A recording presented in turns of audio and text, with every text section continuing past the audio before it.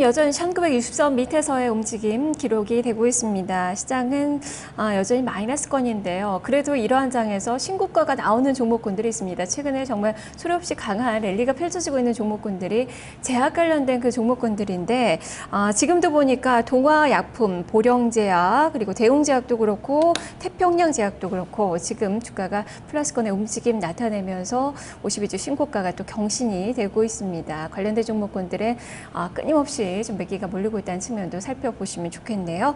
자, 그리고 오늘 시장에 대해서도 궁금한 점들 상당히 많으실 텐데요. 안내 말씀 드리겠습니다. 오늘 오후 2시에 방송이 되는 파워타임 시간에 이슈통 시간이 마련이 되어 있는 것 다들 아시지요? 여기서 여러분들이 궁금해하신 그 이슈에 대해서 분석해보는 시간이 있습니다. 바로 아자아자 게시판에 지금 오셔서 말머리에 이슈통이라고 말머리를 붙이시고요. 그리고 오늘 궁금한 이슈들 올려주시면 2시 구간에 또 이야기를 해볼 테니까요.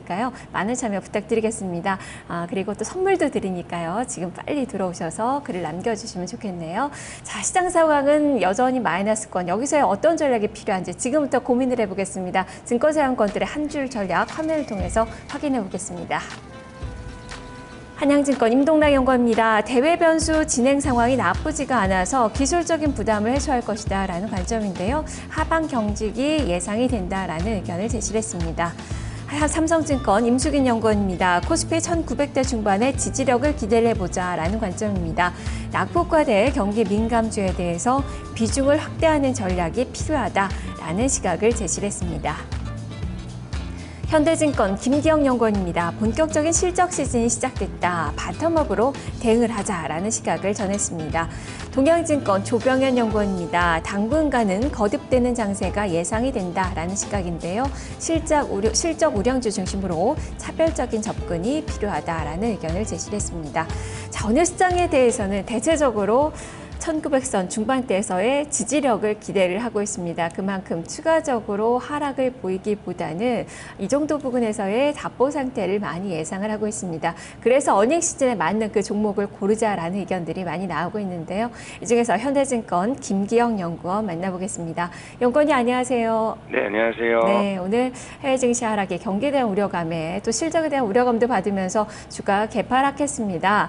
여기서 추가 하락은 글쎄요, 크지 않다는 시각이신가요? 네, 추가 하락은 크지 않을 것 같습니다.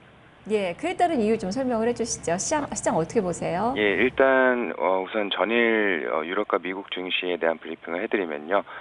유럽과 미국 증시는 복합적인 요인들로 하락했습니다. EU 재무장관 회의에서는 금융거래세 도입에 대한 얘기가 있었고 스페인과 관련해서는 구제금융 신청이 불확실해진 점이 있으며 또한 IMF의 성장률 전망치 하향 조정 등이 시장 하락의 원인으로 파악되고 있습니다. 하지만 스페인 측은 다음 주에 논의가 있을 것으로 파악이 되고 또한 이번 달 21일 지방선거 이후 본격적인 불확실성 제거에 나설 것이라 판단이 됩니다. IMF의 성장률 전망치 하향 조정은 또한 후행적 성격이 강하기 때문에 지속적인 영향은 없을 것으로 생각이 됩니다. 또한 전일 미국에서 알코아의 실적 발표와 함께 3분기 실적 발표가 시작이 됐는데요. 알코아의 3분기 실적은 예상치를 하회했는데 실적 발표와 함께 2012년 알루미늄 수요 증가율 예상치를 전 7%에서 6%대로 하향 조정했다는 점이 약간 부담이 되었습니다. 하지만 주가는 그와 반대로 소폭 상승하며 마감했는데요. 이 알코아를 보면 이미 이번 실적 시즌에 대한 부분을 느낄 수가 있는데 실제 실적에 대한 우려는 이미 시장에 반영이 되었다는 점을 볼 수 있고 그렇기 때문에 실적 시즌에 대한 우려감은 크지 않다는 판단이 됩니다.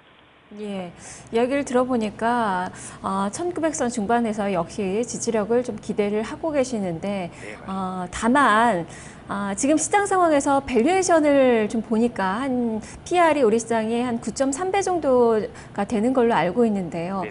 다만 지금 경기가 계속적으로 위축이 되고 있는 상황이고 기업들의 실적이 3분기도 그렇고 4분기도 그렇고 실적이 하향 조정되고 있습니다. 이런 점들을 반영을 한다면 실질적으로는 지금 PR이 10배 정도는 된다고 좀 보여지거든요. 이 정도면은 저평가됐다라고는 볼 수 없는 상황 아닌가요?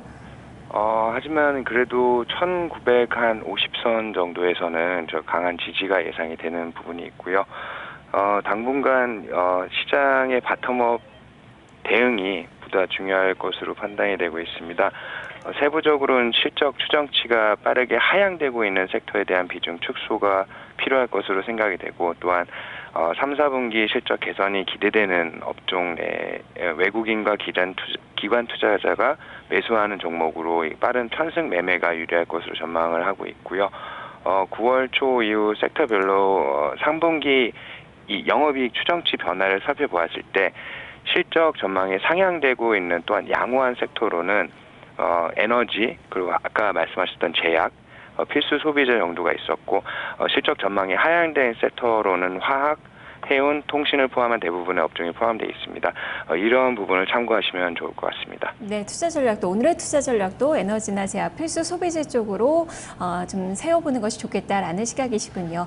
말씀 잘 들었습니다. 네, 감사합니다. 네, 현대증권 김기영 연구원과 함께 살펴봤습니다. 객장에서는 지금 포트폴리오 전략을 어떻게 세우고 있을까요? 현대증권 불광 지점으로 가보죠. 박광식 지점장입니다.